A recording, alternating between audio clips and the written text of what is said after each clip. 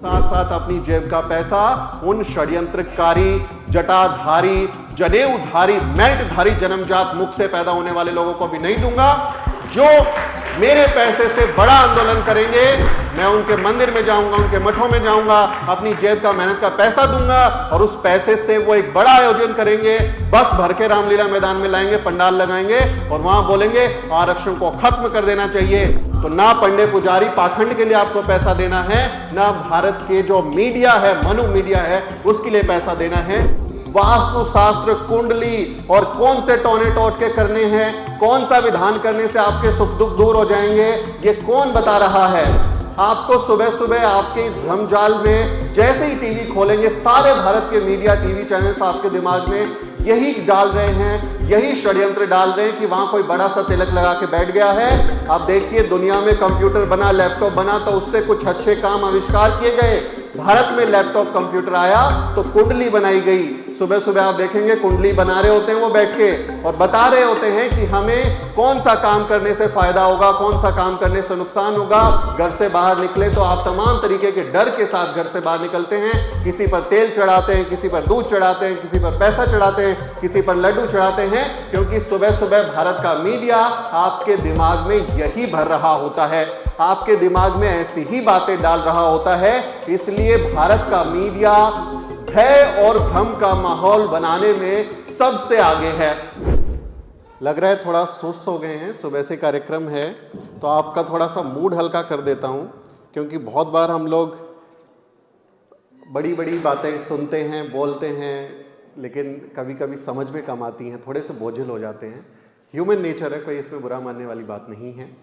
एक कहानी सुनाता हूं आपको, मुझे लगता है उस कहानी से आपका मूड थोड़ा हल्का होगा और बहुत थोड़े से समय में मैं अपनी बात कहूंगा, क्योंकि मैं लेट आया हूं। एक बार हुआ ये कि 4 दोस्त थे, चारों दोस्त हॉस्टल में रहते थे, लेकिन चारों की जातियां अलग अलग थी।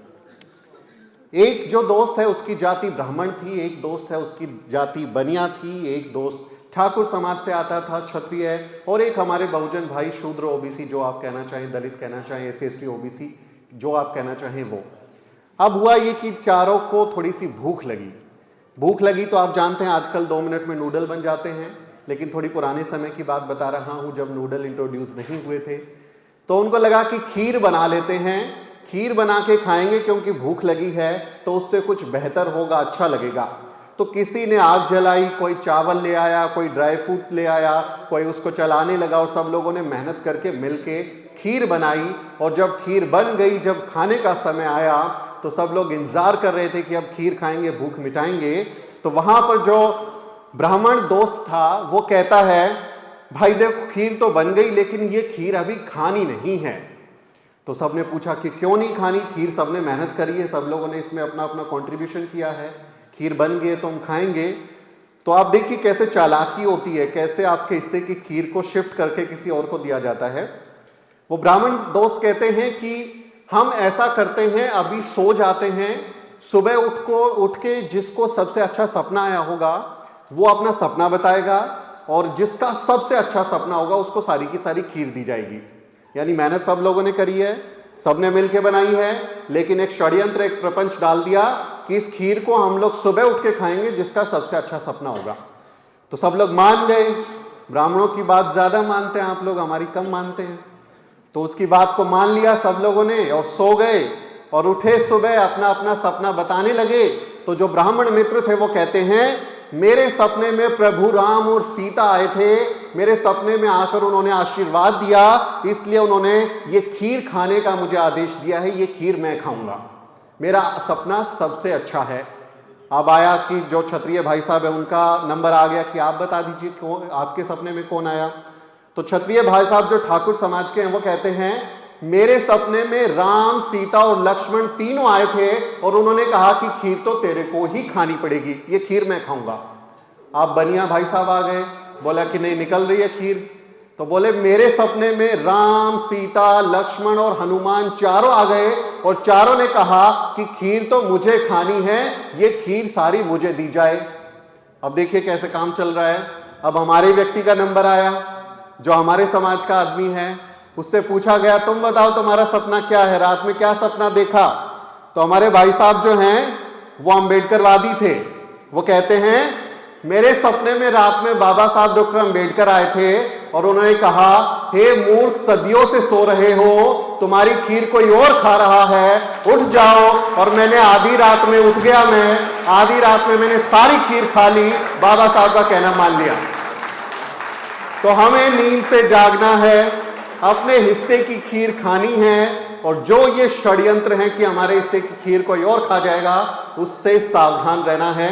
मुझे लगता है अब थोड़ी सी नींद टूट गई होगी, तो मैं बात आगे बढ़ाता हूं।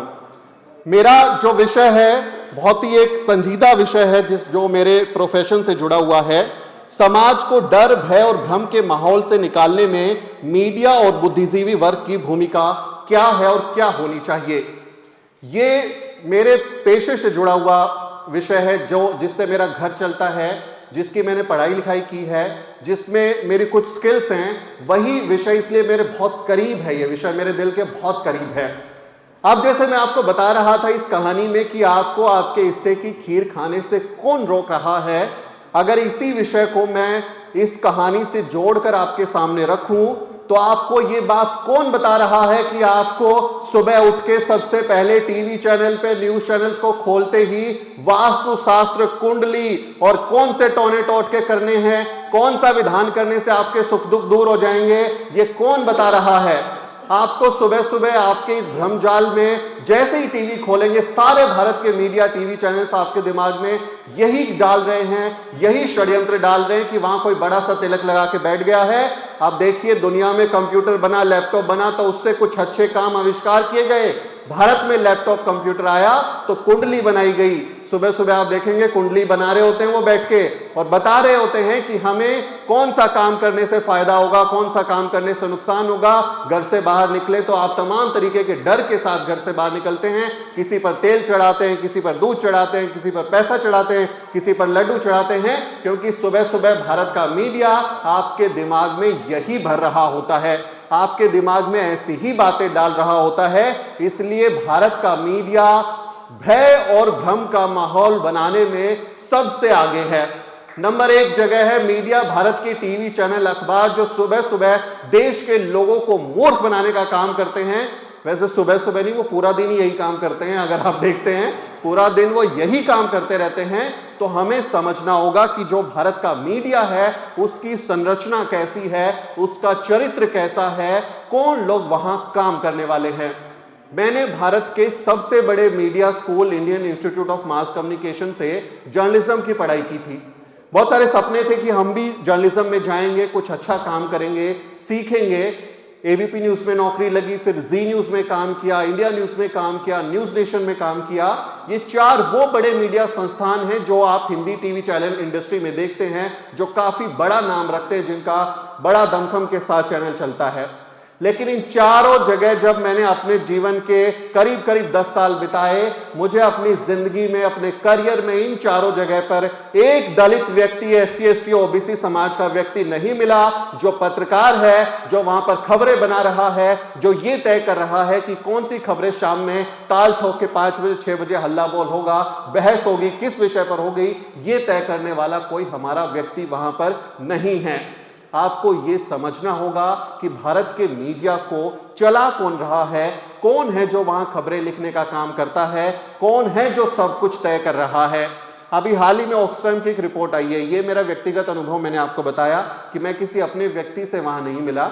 ऑक्सफैम की रिपोर्ट आई है अभी, वो कहती है भारत के 90% जो मीडिया हाउसेज हैं, जो उसमें काम करने वाले लोग हैं, जो डिसीजन मेकर हैं, वो सब के सब सिर्फ चंद जातियों के लोग हैं जिन्हें आप सवर्ण कहते हैं, डोमिनेंट कास्ट कहते हैं, बामन बनिया मीडिया आप कहते हैं। कांशीराम साहिब इसे क्या कहते थे? बामन बनिया मीडिया। तो इसको सब कंट्रोल करने वाले 90% लोग वही हैं, हमारे आपके लोग वहां नहीं बैठे। इसीलिए आप देखिए कि जब 2 अप्रैल का SC ST का भारत बंद होता है, SC ST एक्ट को विरोध करने के खिलाफ हमारे लोग सड़कों पर उतर आते हैं, दर्जन भर से ज्यादा हमारे बच्चे शहीद हो जाते हैं। भारत का मीडिया आपको क्या बताता है? देखिए, इन्होंने दंगा भड़का दिया, देखिए ये पुलिस पर गोली मार रहे हैं, जी न्यूज में मैं उस समय काम करता था जब 2 अप्रैल भारत बंद का आंदोलन हुआ। पहले दिन मैंने कहा, रोहित सरदाना मेरे एडिटर थे, कि कल भारत में एक बड़ा भारत बंद होने वाला है, हमारे लोग सड़कों पर आएंगे, क्योंकि उन्हें इस बात का यकीन है कि अगर SC/ST एक्ट को कमजोर किया गया तो हमारा जीना मुश्किल कर देंगे यहां पर, इसलिए वो डर है उनको, वो आएंगे सड़कों पर। आपको स्पेशल कवरेज के लिए कुछ इंतजाम करने चाहिए, रिपोर्टर को तैनात कीजिए और इसको कवर कीजिए। तो कहते हैं अरे ये लोग क्या कर लेंगे, कुछ नहीं होने जाना, रोज भारत बंद होते हैं।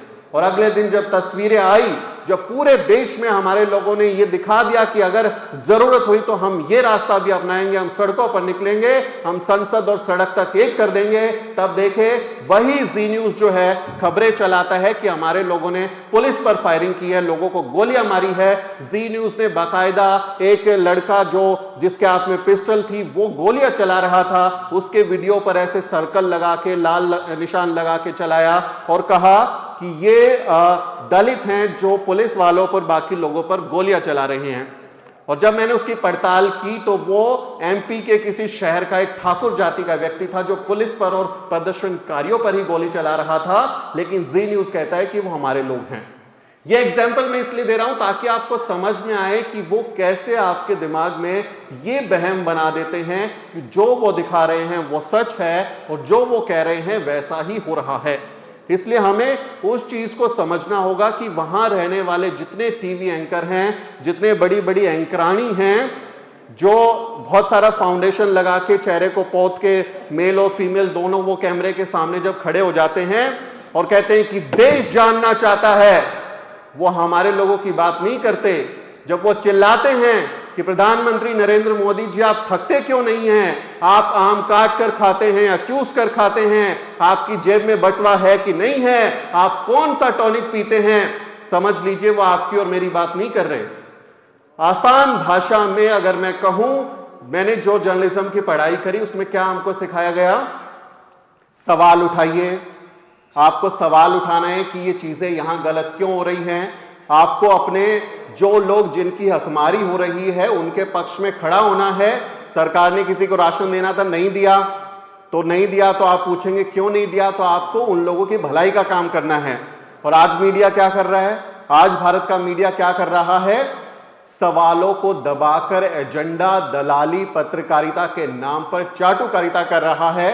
पहले यह होता था कि लोग झूठ बोलते थे और जो टीवी चैनल अखबार मीडिया होते थे वो सच ढूंढ कर लाते थे। नेता किसी ने झूठ बोल दिया तो वो सच ढूंढ के लाते थे कि देखिए झूठ बोल रहा है। और आज ऐसा है कि मीडिया सारा झूठ बोलता है और हमारे लोग सोशल मीडिया पर ढूंढ ढूंढ के लाते हैं कि देखिए आप झूठ बोल रहे हैं, आपका जो दावा है ये झूठा है।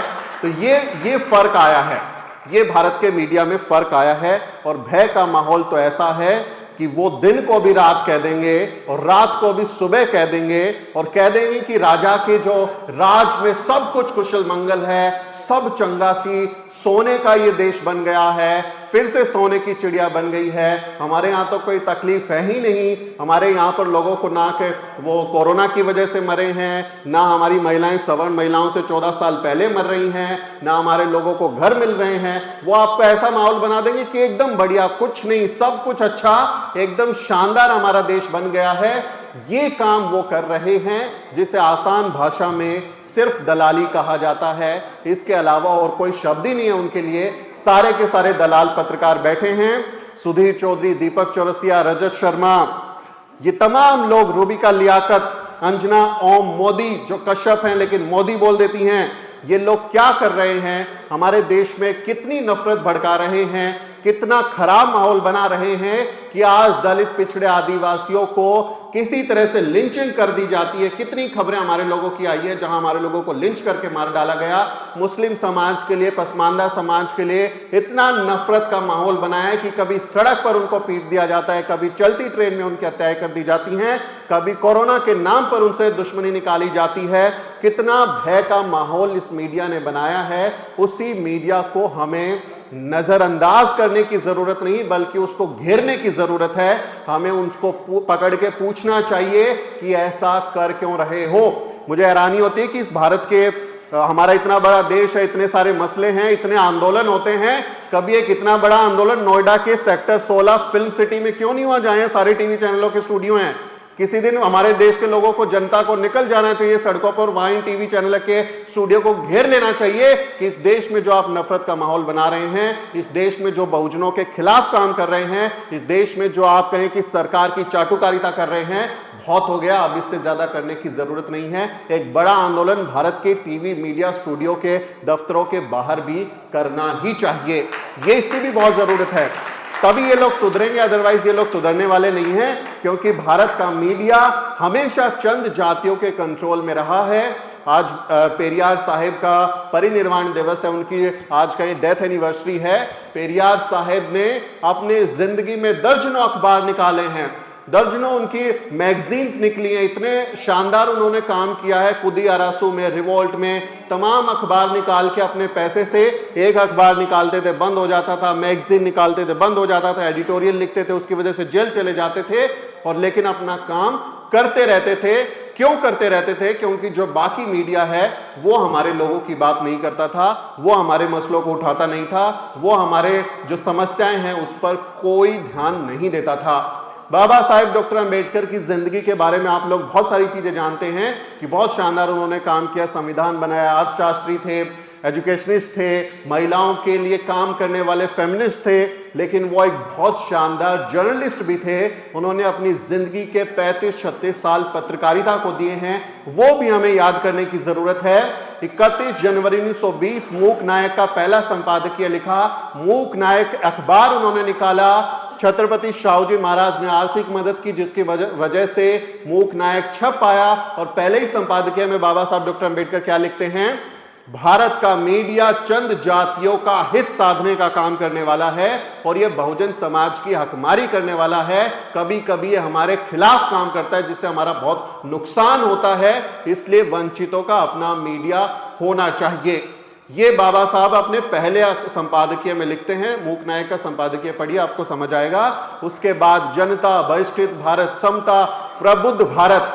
बाबा साहब के कहें कि उनके महापरिनिर्वाण से चंद दिनों पहले वो प्रबुद्ध भारत को शुरू करते हैं 1956 में, और कल्पना करते हैं कि अखबार के तौर पर प्रबुद्ध भारत जो काम करेगा वो हमारे लोगों को एनलाइटन करने का काम करेगा, उनकी आवाज बनेगा, और हम अपना सशक्त मीडिया बनाएंगे। तो मेरे लिए बाबा साहब डॉक्टर अंबेडकर, पेरियार साहब सारे के सारे पत्रकार की भूमिका में हैं, जो शानदार काम अपने दौर पे कर रहे थे। आप देखें, हमारे राष्ट्रपिता ज्योतिबा फूले, उन्होंने भी पत्रकार के तौर पे भूमिका निभाई। अपने साथी के साथ में दीनबंधु नाम का अखबार निकाला, जो उनकी सत्यशोधक समाज था उसका माउथ पीस था, जहां वो अपनी बातें लिखते थे। उन्होंने एक पत्रकार के तौर पे भी काम किया। मान्यवर कांशीराम साहेब डिप्रेस्ड इंडियन नाम से निकालते हैं, बहुजन संगठक नाम से अखबार निकालते हैं, और वो अखबार क्यों कहते हैं कि ये जो भारत का बामन बनिया मीडिया है ये हमारी कोई बात नहीं करेगा। वो कह रहे हैं मैंने रामलीला मैदान में इतनी बड़ी रैली की, हमारा कार्यक्रम चल रहा है, लेकिन ये तमाम अखबारों में एक कॉलम की भी खबर नहीं, इतनी सी खबर नहीं लिखी। इसलिए वो कहते हैं बामन बनिया मीडिया के भरोसे नहीं रहना, हमें अपना मीडिया शुरू करना होगा, हमें अपना मीडिया खड़ा करना होगा, और इसीलिए वो अपने अखबार, अपनी मैगजीन्स को निकालते हैं। इसलिए मेरी जो पत्रकारिता की लेगेसी है, विरासत है, मैं पत्रकारिता को किन से सीख सकता हूं? मैं अपने राष्ट्रपिता ज्योतिबा फूले, बाबा साहेब डॉक्टर अंबेडकर, पेरियार और मान्यवर कांशीराम साहेब से पत्रकारिता सीख सकता हूं। मैं किसी दुष्ट, बेकार, घटिया लोगों से पत्रकारिता नहीं सीख सकता, जो इस देश को तोड़ने का काम कर रहे हैं, जो इस देश का कहें कि आप ये कहते हैं ना एंटी नेशनल काम ये भारत का मीडिया करता है। भारत का संविधान आर्टिकल 51A कहता है कि हमें भारत के लोगों में वैज्ञानिक चेतना का प्रसार करना है, उनके अंदर वैज्ञानिक चेतना को जगाना है। और सुबह सुबह ये जब हमें कुंडली दिखाते हैं, सुबह सुबह हमें तंत्र मंत्र में फंसाते हैं, तब ये भारत के संविधान के खिलाफ काम कर रहे होते हैं। और जो भारत के संविधान के खिलाफ काम करता है उसको हम राष्ट्रद्रोही कहते हैं, देशद्रोही कहते हैं। भारत का मीडिया देशद्रोही मीडिया है, जो हमारे लोगों के खिलाफ काम करने का पूरा षड्यंत्र रचे हुए हैं, उनके कंट्रोल में सारी चीजें हैं, और वही हमारे दिमाग में भर रहा है ये भ्रम और भय, जिससे हमें छुटकारा हासिल करना है। इसलिए सबसे पहला काम आपको क्या करना है? अपनी जेब से पैसा देके अपने खिलाफ काम करने का जो ये षड्यंत्र है उसको खत्म करना है। अपनी जेब से टीवी चैनल के जो सब्सक्रिप्शन लेते हैं ना, लेना बंद कर दीजिए। कोई जरूरत नहीं है अपना पैसा खर्च करने की वहां पर। आपको जरूरत ही नहीं है भारत के मीडिया से कुछ सीखने की, क्योंकि सिवाय नफरत, झूठ, प्रोपेगेंडा के कुछ नहीं फैला रहे। अखबार, भारत के अखबार खरीदना बंद कर दीजिए, मैगजीन खरीदना बंद कर दीजिए। आज सोशल मीडिया एक टूल की तरह हमारे सामने आया है, एक औजार बन के उभरा है, जहां हम उसका इस्तेमाल अपने लोगों के लिए कर रहे हैं। तो तमाम सूचनाओं के लिए, तमाम खबरों के लिए हम सोशल मीडिया से अपने लोगों से अपडेटेड रहते हैं। हमें भारत के मनु मीडिया की कोई जरूरत नहीं है। मैं खुद कोई अखबार नहीं पढ़ता, कोई मैगजीन नहीं पढ़ता, कोई वेबसाइट इनकी नहीं देखता, कुछ मैं सब्सक्रिप्शन न्यूज चैनल्स के लेके नहीं बैठता। क्यों? मेरी जेब का पैसा है, मैं मेहनत करके पैसा कमाता हूं। और वहां बैठ के वो क्या कहते हैं, एनडीटीवी में जो उपाध्याय हैं वो क्या कहते हैं, जातिवाद जनगणना नहीं होनी चाहिए, अदरवाइज ये लोग आरक्षण मांगेंगे। अंजना ओम कश्यप कहती है कि कब तक आरक्षण चलेगा। रूबिका लियाकत कहती है कि भाई आरक्षण को खत्म कर देना चाहिए। सुधीर चौधरी अपने यहां डीएनए पे शो करते हैं कि आरक्षण से मेरिट खत्म हो जाती है, कॉन्फिडेंस खत्म हो जाता है, इसलिए आरक्षण को खत्म कर देना चाहिए। तो मैं अपनी जेब का पैसा अपने खिलाफ, अपने बच्चों का भविष्य खराब करने के लिए कैसे दे सकता हूं?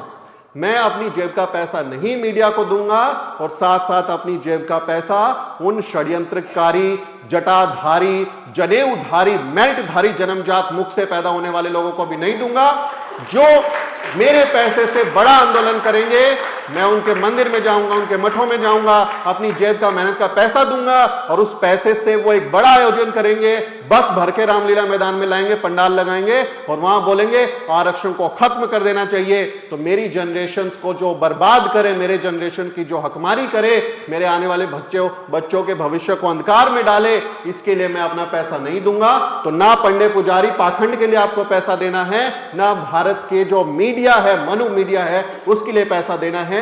ये बात आपको गांठ बांध लेनी चाहिए। अगर आप समझ जाएंगे तो मुझे बहुत खुशी होगी कि मेरा आना सफल हुआ। कम से कम वहां मैं अपनी जेब का पैसा नहीं दे रहा हूं, यह हमको समझना होगा।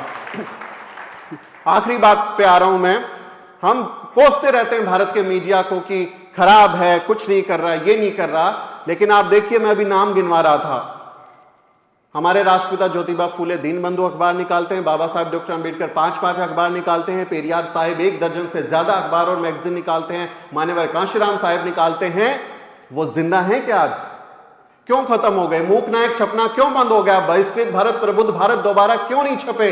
क्यों हम जो है कुदीसी आरासू की मैगजीन को जिंदा नहीं रख सके? क्यों ऑपरेस्ट इंडियन बंद हो गया? बहुजन संगठक क्यों बंद हो गया? हमें भी तो देखना होगा। क्या सिर्फ हम कोसते रहे कि मनु मीडिया अपना काम नहीं कर रहा? यह हमारे लोगों की भी कमी है कि जो विरासत पत्रकारिता की हमारे लोग छोड़ के गए, हमारे पुरखों ने उसको बनाया, अपना सब कुछ कुर्बान कर दिया, हम उसे बचा नहीं पाए। हम अपने अखबारों को, मैगजीन्स को जिंदा नहीं रख पाए, इसलिए हम लोग भी बराबर के जिम्मेदार हैं। हमें अपनी जिम्मेदारी को भी स्वीकार करना चाहिए। हमें इस बात को मानना चाहिए कि हमारी गलती है कि हमारे लोगों ने कितनी मेहनत से अखबार शुरू किए थे, बंद हो गए, हम अपने लोगों की विरासत को नहीं बचा पाए। बाबा साहब डॉक्टर अंबेडकर, पेरियार साहिब, उनके अखबारों को, मैगजीन को नहीं बचा पाए। सिर्फ बोलते रहते हैं 5000 साल से शोषण हो गया, 10,000 साल से हो गया, कोई तीसरा के बोल देगा 15,000 साल से हुआ है। सिर्फ आलोचना में, सिर्फ हम जो है आलोचना में समय लगा रहे हैं। हम अपने लोगों की क्रिएटिविटी पर बात क्यों नहीं करते? अपने लोगों के कंजर्वेशन पर बात क्यों नहीं करते कि हम कैसे बचा सकते हैं, रणनीति बना सकते हैं? उस पर हमारा काम क्यों नहीं है? मुझसे बहुत लोग कहते हैं भारत में राष्ट्रीय बहुजन मीडिया खड़ा होना चाहिए, तो मैं कहता हूं हाँ बिल्कुल होना चाहिए, लेकिन क्या आपके पास पत्रकार हैं? आपने प्रोफेशनल्स बनाए हैं? आपने ऐसे जर्नलिस्ट बनाए हैं जो शानदार एंकरिंग कर सके कैमरे के सामने? आपने ऐसे रिपोर्टर बनाए हैं जो इन्वेस्टिगेटिव जर्नलिज्म करके सरकार का भंडाफोड़ कर सके? आपने ऐसे अपने वहां पर पीसीआर के जो ब्रॉडकास्ट इंजीनियर हैं वो बनाए हैं जो सैटेलाइट से डाउनलिंकिंग और अपलिंकिंग का काम कर सके? आपने पीसीआर, एमसीआर को कंट्रोल करने वाले प्रोफेशनल्स तैयार किए हैं? आपने अच्छे स्क्रिप्ट राइटर तैयार किए हैं?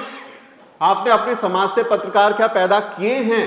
ये सवाल होता है। मैं अगर बोल दूं कि मैं राष्ट्रीय बहुजन मीडिया इस यहां चौपाल से शुरू कर रहा हूं, क्या पब्लिक में बैठे सबके जो लोग हैं वो जर्नलिज्म की भाषा समझते हैं, लिखना आता है, बोलना आता है? मैं किससे काम कराऊंगा अगर मुझे राष्ट्रीय बहुजन मीडिया खड़ा करता है? तो हमारी ये भी जिम्मेदारी बनती है कि हम अपने समाज से अच्छे पत्रकार भी पैदा करें। सब लोग कहते हैं रवीश कुमार जो है बहुत शानदार काम करता है, बहुत सारे लोग तो दलित ही समझते हैं, पूरा नाम रवीश कुमार पांडे, आपको याद रखना चाहिए।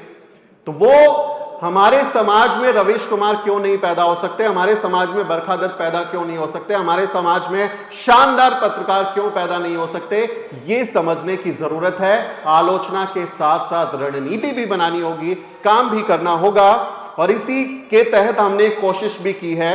अभी आप लोगों को, कुछ लोगों को जानकारी होगी कि 17-18 दिसंबर को दिल्ली में हिंदू कॉलेज में हम लोगों ने 2 दिन का जो है वो मीडिया ट्रेनिंग एंड वर्कशॉप रखा, जिसमें करीब 150 जो बहुजन यूट्यूबर हैं वो शामिल हुए और हमने उनको मीडिया ट्रेनिंग दी। हमने उनको सिखाया कि रिपोर्टिंग कैसे करते हैं, एंकरिंग कैसे करते हैं, वीडियो एडिटिंग कैसे करते हैं, एनिमेशन कैसे करते हैं, बोलना कैसे है, कैमरा कैसे ऑन करना है, माइक कैसे पकड़ना है। तो हमें अपने समाज से लोगों को तैयार करना होगा। सिर्फ आलोचना करने से, दूसरों को गरियाने से तो फायदा नहीं होगा। हमें उसके पैरेलल इंस्टीट्यूशंस खड़े करने होंगे, बताना होगा कि हमारे पास काबिल लोग हैं जो शानदार काम कर सकते हैं। तभी हम अपना राष्ट्रीय बहुजन मीडिया भी खड़ा कर सकते हैं, तभी हम कुछ ऐसा कर सकते हैं जो मनु मीडिया को टक्कर दे सके। वरना टीवी को स्विच ऑफ करने के, उसको बंद करने के अलावा हम कुछ नहीं कर सकते, हम उसके अलावा कुछ कर ही नहीं सकते। इसलिए हम सब की जिम्मेदारी है कि हम जो नए बहुजन मीडिया हैं, जो डिजिटल एरा में नई नई वेबसाइट्स हैं, नए नए प्लेटफॉर्म्स के ऐप्स के जरिए, यूट्यूब के जरिए, फेसबुक के जरिए, ट्विटर के जरिए जो पत्रकारिता कर रहे हैं, जिन्होंने पत्रकारिता की कोई ट्रेनिंग भी नहीं ली है, उन्होंने किसी कॉलेज से पढ़ाई भी नहीं की, डिग्री भी नहीं की, लेकिन ये देखिए बहुत सारे हमारे यूट्यूबर साथी हैं, बहुत सारे लोगों ने नहीं सीखा होगा, लेकिन कैमरा लेके, मोबाइल लेके कैसी कैसी जगहों पर, छोटी छोटी जगह पर जब मैं रिपोर्टिंग करने जाता हूं तो मेरे समाज के वहां लोग एक 5,000 10,000 का मोबाइल लेके वीडियो रिकॉर्ड कर रहे होते हैं, उसको तुरंत वायरल कर देते हैं, जिसकी वजह से एक बड़ा आंदोलन बन जाता है और हमारे लोगों को न्याय मिलता है। तो ऐसे जो लोग इसका इस्तेमाल कर रहे हैं अपने समाज को बेहतर बनाने के लिए, हमें उनका भी हौसला बढ़ाना चाहिए। हम कहते हैं 85% आबादी है हमारी, मुझे शिकायत है थोड़ी सी अपने लोगों से, 85% आबादी है। बहुजन मीडिया के चैनल्स को सब्सक्राइब करने में पैसा नहीं लगता, फ्री में है, इट्स टोटली फ्री। आपको कोई सब्सक्रिप्शन का पैसा नहीं देना, सिर्फ जाके बटन दबाना है। Most of our people are having mobile phone, different devices, they are connected to WiFi but they are not subscribing to Bahujan YouTube channels and Bahujan media. तो आप हमें बताइए कि हम कैसे मजबूत होंगे। 5-7 मिलियन किसी चैनल को सब्सक्राइब कर दीजिए, कम से कम उसको ये तो रहेगा कि 5 मिलियन की हमारे पास ऑडियंस है। किसी के साथ जब वो एसपी के साथ बात करने जाएगा, डीएम के साथ बात करने जाएगा, मुख्यमंत्री का इंटरव्यू करने जाएगा, तो उसको पता होगा 5 मिलियन 10 मिलियन सब्सक्राइबर का ऑडियंस का ये आदमी है, इसको मैं हल्के में नहीं ले सकता, इसको मैं नजरअंदाज नहीं कर सकता। तो हमारी भी जिम्मेदारी है कि हम अपने लोगों की मदद करें। फ्री में होता है यार, उसमें कुछ पैसा भी नहीं लगता। सब्सक्राइब कीजिए, अच्छा काम नहीं कर रहा है, सीख रहे हैं, गलतियां होंगी, आप उनको अनसब्सक्राइब कर दीजिए, उन पर दबाव डालिए, उन पर कहिए कि आप अच्छा काम कीजिए। जब मिलेंगे, आप कहीं कार्यक्रमों में मिलेंगे तो उनको आप सिखा सकते हैं कि आप थोड़ा अच्छा काम कीजिए। तो हमें अपनी थोड़ी सी नैतिक जिम्मेदारी के साथ काम करना होगा। हमें सिर्फ आलोचना में काम नहीं करना है कि ये जो है हवाई जहाज से उड़ते हैं और ये 5,000 10,000 का जूता पहनते हैं। तो ऐसे लोगों को मैं कहता हूं कि बाबा साहब डॉक्टर अंबेडकर, हमारे सभी पुरखे इसलिए मर गए, इसलिए खप गए कि मैं अच्छा जूता पहन सकूं, मैं हवाई जहाज में चल सकूं, मैं महंगा कोट पहन सकूं। और मेरे पुरखों ने जो मेहनत की ना, उसकी वजह से आज मैं यहां पर शानदार जिंदगी जीऊंगा और मैं चाहूंगा कि मेरे सारे समाज के लोग शानदार जिंदगी जिए। इसलिए सिर्फ आलोचना करने में ना रहें, अपने लोगों को अपने जैसा बेहतर, काबिल, प्रोफेशनल बनाने पर ध्यान दीजिए, तभी हम कुछ काम कर सकते हैं। तो मेरा आपसे यही गुजारिश है कि बहुजन मीडिया खड़ा करना है तो साथ दीजिए, आगे बढ़िए, नए मीडिया यूट्यूबर्स को हौसला अफजाई कीजिए। यही आज के प्रहरी हैं। मनु मीडिया हमारा ना भला कभी कर सका है, ना कभी करने वाला है। जब भी वो कोई बात बोलेगा, जब भी वो कोई आपको एजेंडा बताएगा, आपके लोगों का नुकसान करेगा। इसलिए सावधान रहिए, अपने लोगों को पहचानिए और उनकी भलाई का काम कीजिए। तो उम्मीद है कि मेरी बातचीत से शायद आपको कुछ समझ बनी होगी। कोई मैंने गलत बात कही हो तो उसके लिए माफी चाहता हूं, देरी से आने के लिए भी माफी चाहता हूं। फिर कभी आप लोगों से मुलाकात होगी। जय भीम, जय पेरियार।